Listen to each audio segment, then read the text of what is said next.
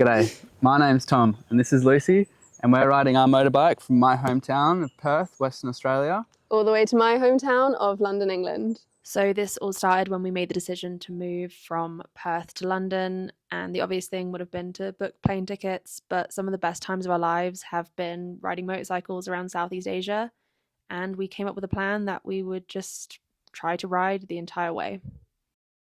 So before you know it, we were putting sentimental things in a little box that we sent to England. So we sold literally everything else, gave our clothes to charity, we quit our jobs, said goodbye to our friends and our families, and then just did the last little bits and pieces on the bike, and can't forget to spray paint it green. And then it was just getting the last of our affairs in order, and that was it. We were off.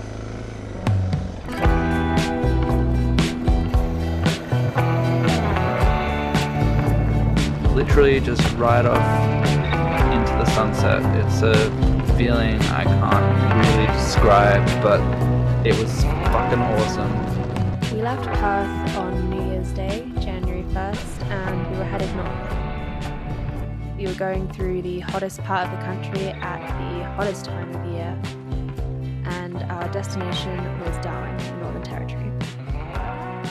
This meant about 4,000 kilometres, mostly through the Australian Outback.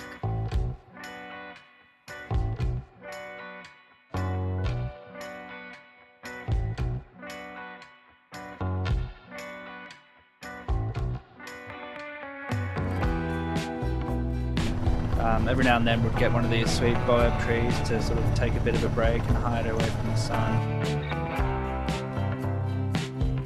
Apart from that, there's these random little huts every few hundred kilometres. And aside from that, there really is no shade. It is just like 45 plus degrees. There's nowhere to hide from it. It's just hot, hot, hot. Our daily routine was basically to drive 500 kilometres, camp for free on the side of the highway, and then wake up at dawn and do it all again.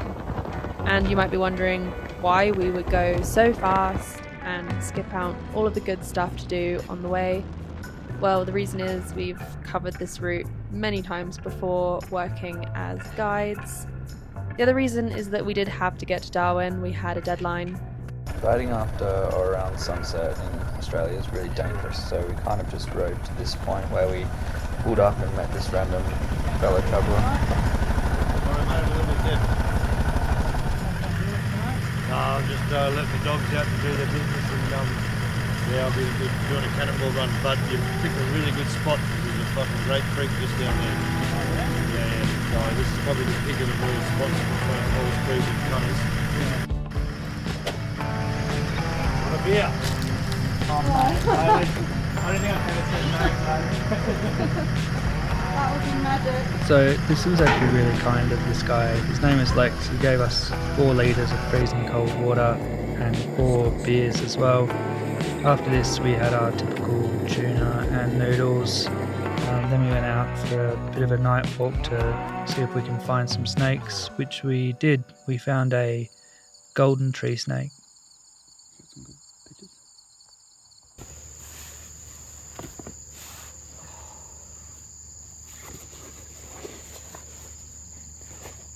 And waking up at the crack of dawn and getting back at it, hitting the road again. At this point it starts to feel pretty endless, but as you can probably tell, the landscape is starting to change and we're getting really close to the Northern Territory, which means a few things. We got some pretty bad weather. It also means there's a lot of animals, bulls on the road, and it also means that there's heaps of bugs.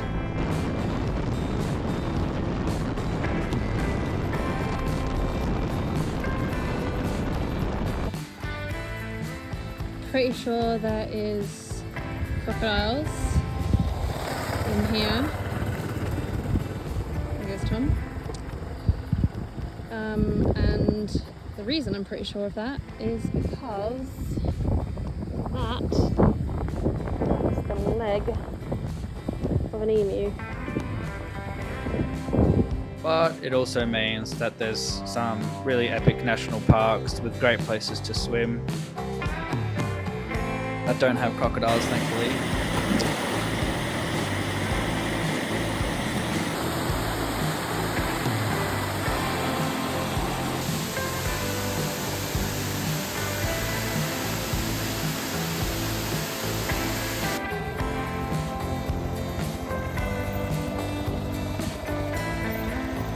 This is our last night on the road, and we are camping in the beautiful Litchfield National Park. We are at this point only about an hour outside of Darwin City.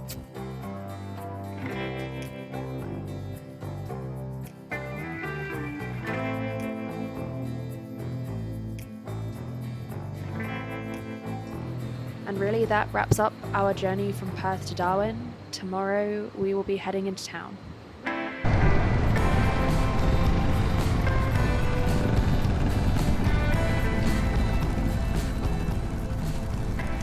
Alright, so I'm just going to have to pause the video here and I'll introduce you to Doug, Tom and Alex. I met Alex on Facebook about a month before this. He was looking for one more bike to join on their sea container from Darwin to Dili. These guys had just ridden all the way from Sydney and they were on their way to England too. And it just so happens that they're all riding DR650s as well. The chances of this are just so slim, but we're really glad this happened. Not only does it mean we got to cut the cost significantly, but we made some really good mates out of this as well. Really glad this happened. So we needed to do a full checkup on the bike, full service, and just make sure that everything was in order, as well as make sure that we have everything else that we need and pack up all of our bags and try to get the red dirt out of the bike. With all our affairs in order, it was time for us to head down to PJ's Customs, that's the shipping company, and we set to work getting the bike ready to go into the shipping container. Essentially, this just means tying everything down, locking it up, making sure nothing is going to go missing or break as it's in transit. Then it was time to say goodbye to the bike, and we're not going to see it for 3 whole weeks. Before you know it, we were headed to the airport and boarding a flight to Indonesia.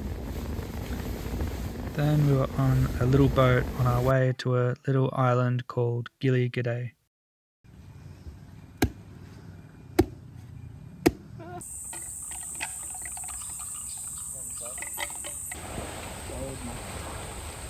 It was a huge effort getting from Perth to Darwin in such a short amount of time, so we had no choice really but to wait, so this was our time to sort of just relax.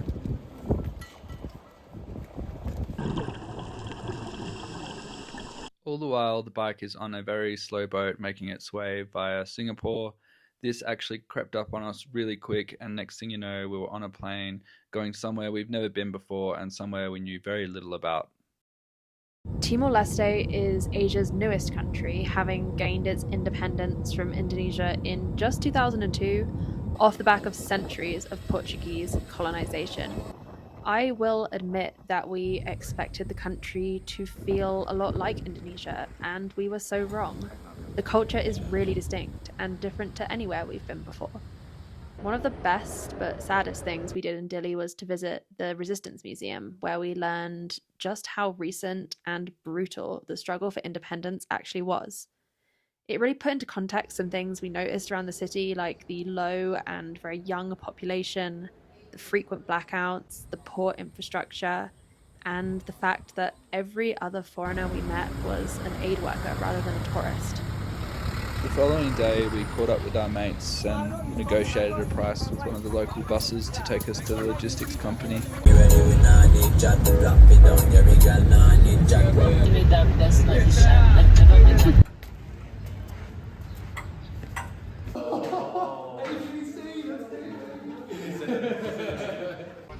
What we're not showing is a lot of really boring waiting and back and forth, but it was all worth it for the sight of 4 fully intact DR650s rolling out of that container.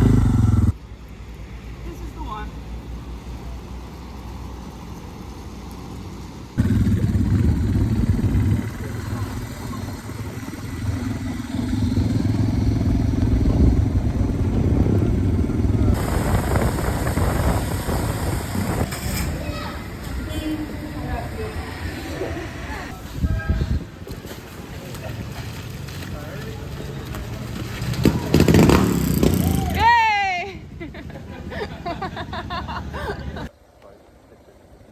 This probably should have served as a fair warning for what the rest of the roads were going to be like in Timor-Leste. This is just the road to our guest house, and the video doesn't really show it, but this is actually really deep and disturbingly warm.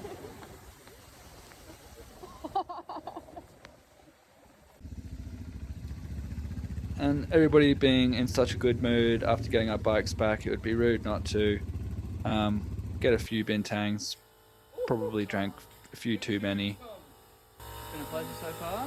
Cheers. We definitely all woke up feeling a little bit dusty this morning, but mostly just excited to get out and explore Timor-Leste. So good.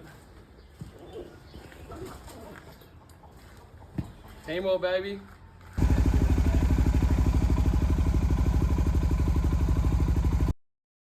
The vague plan we had was to head in a general south direction and try to cross into Indonesia via this southern border.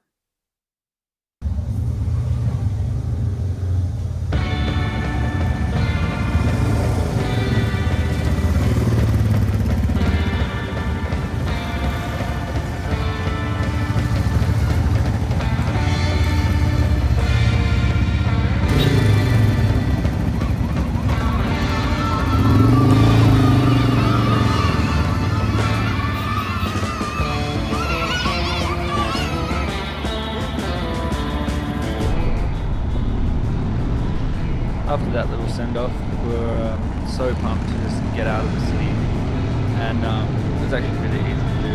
The weather was nice and the roads were good.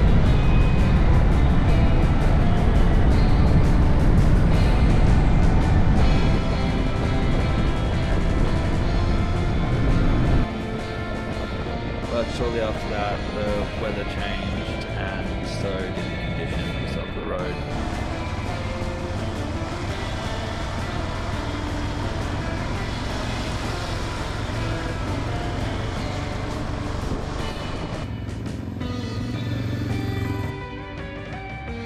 We're not really trying to look for dirt roads or dirt tracks or anything. This is just the main highway getting from one side of the island to the other. It was really the only option. Hey, brothers! You got those new brown boots. One good thing about being here in the middle of wet season is that the waterfalls are in full swing, and we just kept coming across them right on the side of the road. Alright. Anyone else want a durry or just me? That's fucking gnarly. We had the idea that we were going to try to camp on the highest point of the island, which is Mount Ramelau, and unfortunately the GoPro did die at some point here, but the roads just got worse and worse and steeper, and a couple of us actually fell off here, especially me, and we made the very adult decision to turn around.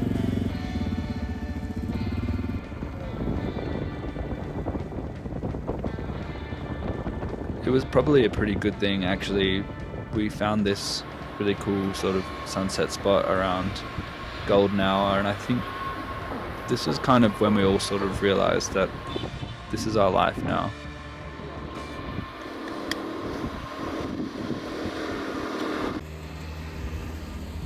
It's a really nice feeling, actually.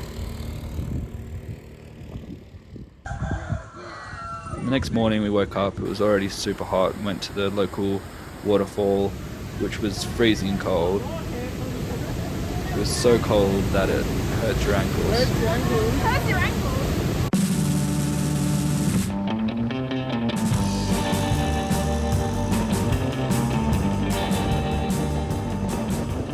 Completely by accident, we stumbled across this abandoned freeway in the jungle, and we were actually able to follow it for a couple of hours, and we were the only ones using it, probably because there was parts of it that had completely crumbled away and returned to nature, and it had sort of a post-apocalyptic vibe, but it was very convenient to get us where we needed to go, and it was pretty fun as well.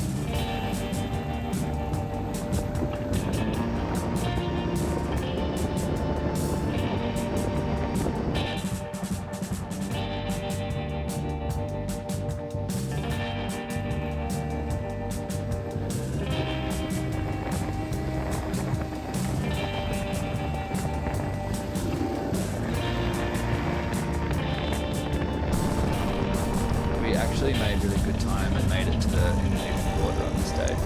Hi. Domingo. No. Closed. Segunda. Tomorrow? Tomorrow. Tomorrow. Okay. After getting knocked back by the border security, we decided we'd go to the closest beach with the intention of camping there for the evening. However, shortly after our arrival, we were told by a couple of different locals that it wasn't safe to be there because there was lots of crocodiles in this area.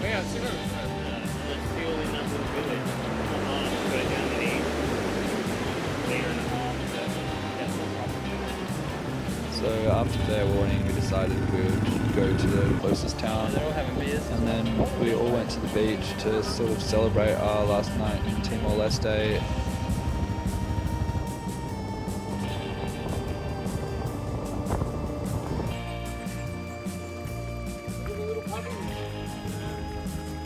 Oh, look at this.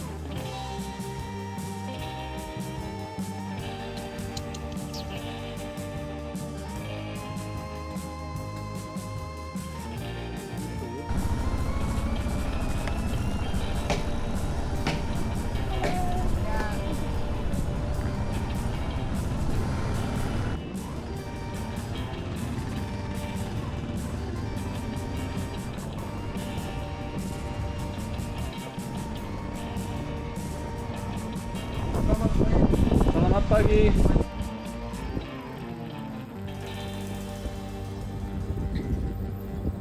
And just like that, we made it into Indonesia, and that really wraps up our experience of Timor Leste. Thank you so much for watching our first ever YouTube video. If you made it this far, we love you. Stay tuned for our next episode of Indonesia. We really hit our stride in this one. Hit that like and subscribe button, and yeah, we'll see you in the next one. Go.